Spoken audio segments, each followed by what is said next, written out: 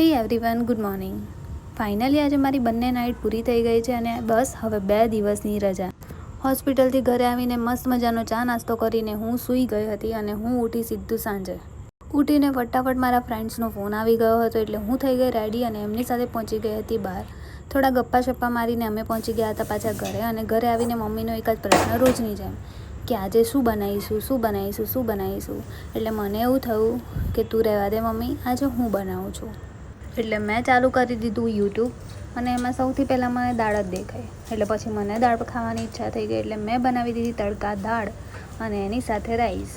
અને એક સાચી વાત કહું તો મને કુકિંગ કરવાનું કોઈક વાર ગમે, કોઈક વાર ના ગમે. અને જ્યારે હું ખુશ હોઉં ને ત્યારે જાતે જ હું કંઈક ને કંઈક કામ લઈને બેસી જાઉં. મને કામ કરવાનું બહુ જ ગમે. પણ જ્યારે મને કોઈ ઓર્ડર કરે કે તારે આવું કરવાનું છે કે તું આવું કર તો હું બિલકુલ ના કરું. અને એમાંય આજે મારો મૂડ સારો હતો એટલે મેં મસ્ત મજાની દાળ બનાવી દીધી અને હું રાહ જોતી હતી કે ક્યારે મમ્મી અને ભાઈ ખાય અને મને રિવ્યૂ આપે.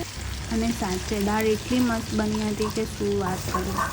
મને વિશ્વાસ જ નહોતો થતો કે મેં આ દાળ બનાવી છે. જમવાનું બનાવીને થોડો ટાઈમ પાસ કર્યો અને વેધર એટલું સરસ હતું કે બસ આમ જ થતું હતું કે બહાર ફર્યા કરું. તો કંઈ નહીં, આજના બ્લોગ માટે આટલું જ. કાલના બ્લોગમાં મળીશું. ત્યાં સુધી bye bye, good night and take care.